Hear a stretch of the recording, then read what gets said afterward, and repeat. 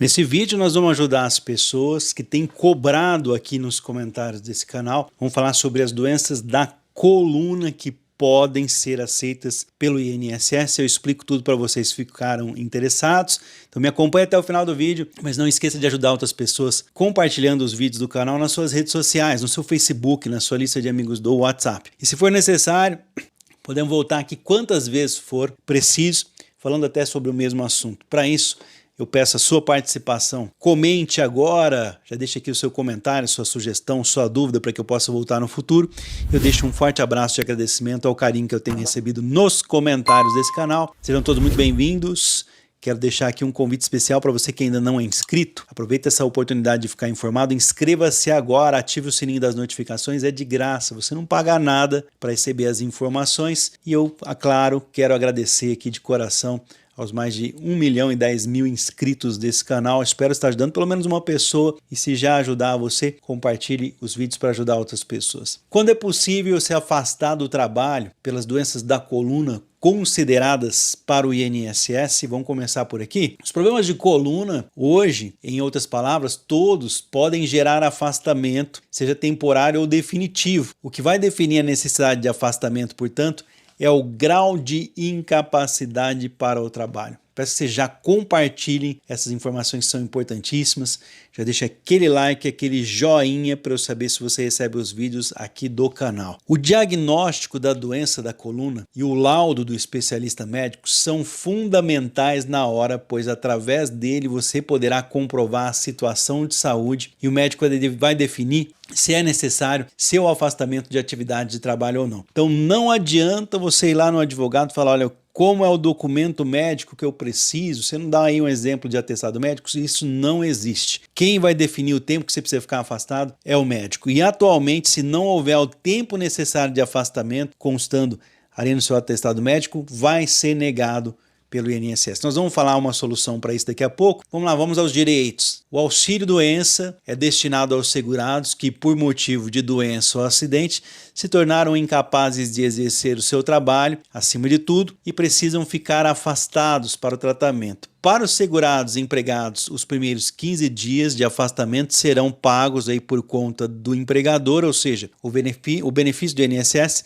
será concedido a partir do 16º dia de afastamento em diante. Então o segurado fará a perícia e depois disso, estipulado aí pelo médico o tempo de benefício, caso não haja prazo definido previamente, o afastamento vai ser no máximo aí de 120 dias, não podendo ser superior a 4 meses, quando o médico não fala o tempo. Portanto, podem receber esse benefício segurados que passam por incapacidade total temporária, auxílio-doença, para exercer as suas atividades de trabalho e precisam se afastar. Agora, muitas pessoas não acreditam, mas existem outros benefícios, como por exemplo, a aposentadoria por invalidez para as doenças da coluna, consideradas para o INSS. Já a aposentadoria por invalidez é um benefício destinado aos segurados que se tornam incapazes de executar as suas atividades de trabalho, ou seja, sua condição de saúde não permite a readaptação do segurado ao mercado de trabalho. Dessa forma, ainda que o segurado não tenha atingido o tempo, não tenha conseguido o tempo para a aposentadoria convencional, diante do seu estado de saúde, ele poderá se aposentar por invalidez antes do tempo previsto para a aposentadoria comum. A maioria das pessoas que tem direito à aposentadoria por invalidez acaba identificando essa situação enquanto recebem o auxílio-doença e fazem tratamento. Então o auxílio-doença é um caminho para se receber esse benefício. Quando é constatado que não há quadro de melhora no recebimento do auxílio-doença, conforme as condições, o segurado solicita a conversão do auxílio-doença em aposentadoria por invalidez. Quem vai definir isso? A perícia médica. É o médico perito que define qual tipo de benefício que você vai receber, se é aposentadoria, se é auxílio. Que documentos para pedir esse afastamento das doenças da coluna são considerados para o INSS? Para fazer esse pedido, além dos documentos comuns, como por exemplo, sua identidade, carteira de trabalho, é necessário um atestado que comprove a doença. Os documentos comprovando o tratamento médico são importantes pois eles vão de comprovar a gravidade do seu problema até mostrar se você precisa do afastamento. Portanto, lembrar dos atestados, exames, relatórios médicos, receitas médicas e documentos afins recentes. Você pode até levar os documentos antigos, mas não são eles que vão definir o seu futuro. Eles não querem saber o que tem para trás, mas sim para o futuro. Leva o documento antigo?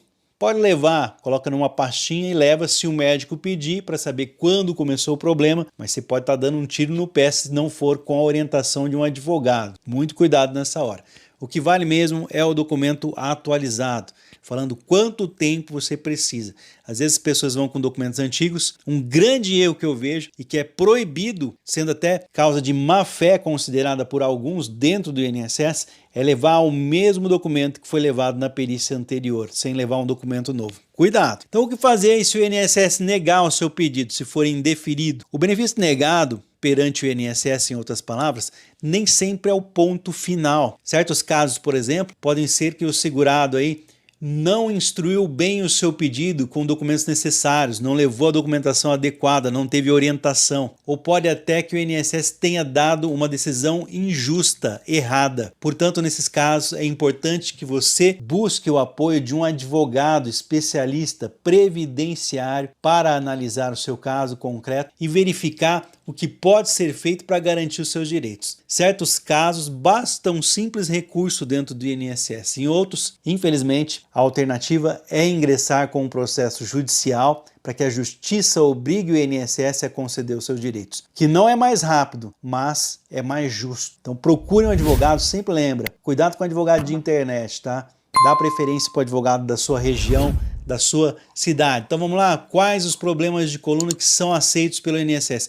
O grande segredo aqui é você insistir, persistir. Tem pessoas que estão aqui no advogado que eu trabalho aqui há muitos anos no interior de São Paulo e o que acontece? Já estão no segundo, terceiro, quarto, indo para o quinto processo porque o INSS vai lá e nega. Se você realmente não tem condições de trabalhar, insista, persista. Primeiro problema de coluna aceito pela Previdência Social, pelo INSS. Enquadrado entre os problemas de coluna aceitos pelo INSS, considerados para a Previdência Social, o conhecido aí bico de papagaio. Os seus sintomas vão de leves a graves e podem exigir cirurgia, por exemplo. Eu estou falando aqui da hérnia de disco.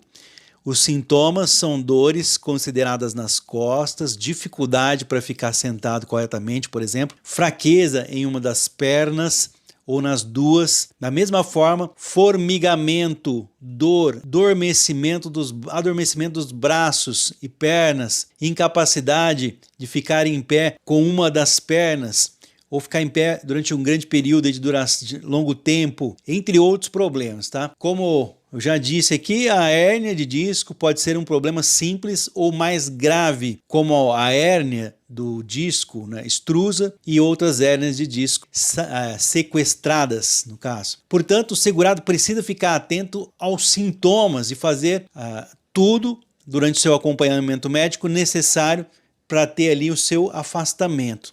Nos casos mais simples, o segurado consegue, por exemplo, trabalhar e fazer o tratamento paralelo, e nos casos mais graves precisa ser afastado com urgência. O segundo problema entre os problemas de coluna que o INSS aceita, a lombalgia. Exatamente, a lombalgia não tem limitação de idade e pode surgir diferentes intensidades, ou seja, ela se dobra aí entre a lombalgia aguda, a saguda e crônica. A lombalgia é conhecida aí como, em outras palavras, como o mau jeito na coluna. Por exemplo, quando aguda, uma característica é a dor forte que dura ao menos 3 semanas e parece repetidamente aí depois de um esforço físico. Dessa forma, a lombalgia subaguda também gera dores que chegam a durar aí até 3 meses. No entanto, a lombalgia crônica causa fortes dores no período maior do que 3 meses, estando, portanto, aí entre as doenças da coluna consideradas pelo INSS para dar afastamento. Nesse caso, assim como os demais problemas da coluna, o acompanhamento e diagnóstico médico é essencial. Terceiro problema de coluna aqui, aceitado pelo INSS, artrose na coluna. A artrose, apesar de ser comum em idosos, também atinge os jovens. Eu mesmo, aos 40 anos de idade, tenho um problema de artrose. Dentre as suas causas estão, exemplo, o excesso de atividade física, levantamento de peso, acidentes, entre outros, até mesmo fatores genéticos, como é o meu caso. Em conclusão, sua dor intensa nas costas pode atrapalhar o segurado a executar atividades simples como levantar da cama. Não é brincadeira. Vamos para a penúltima doença da coluna que é aceita pelo INSS, a osteoporose. A osteoporose atinge, acima de tudo, os segurados a partir dos 45 anos de idade. Na osteoporose, os ossos da coluna enfraquecem devido à diminuição da massa óssea e podem surgir desvios, sendo comum a citose torácica, por exemplo. Da mesma forma, fatores como predisposição genética, que é o meu caso, a predisposição genética, sedentarismo, que também é o meu caso, abuso do álcool, que não é meu caso, tabagismo, também não. Até mesmo aí a menopausa podem ter alguma relação com causas do problema de saúde. Por último, mas não menos importante, nós temos a escoliose. Caracterizada por desvio lateral da coluna em formato de um C, algumas em S, a escoliose afeta segurados de todas as idades e, além disso, vai desde os casos mais leves até os problemas mais severos. Os especialistas apontam que quanto mais cedo for feito um diagnóstico e tratamento, o resultado será mais fácil de contornar o problema. No estágio inicial da doença, as dores nas costas costumam ser leves, porém, conforme o problema evolui, as dores podem ser graves e até mesmo incapacitantes para o trabalho. Compartilhe esse vídeo para que as pessoas não desistam do seu direito. Problemas de coluna, por serem difíceis de diagnosticar, muitas das vezes o INSS nega, sendo necessário que você vá para a justiça para conseguir o seu direito. Espero ter ajudado vocês. Meu muito obrigado pela sua participação. Quer mais vídeos como esse? Basta deixar aqui nos comentários. Compartilhe no seu Facebook, no seu WhatsApp, para mostrar para as pessoas que sim, é possível um benefício do INSS por problema de coluna. E se você ainda não é inscrito, fica mais uma vez o convite. Aproveita essa oportunidade de ficar informado, já se inscreva, ative o sininho das notificações para receber os vídeos. É de graça, você não paga nada para ficar informado. Forte abraço, fiquem com Deus, até o próximo vídeo.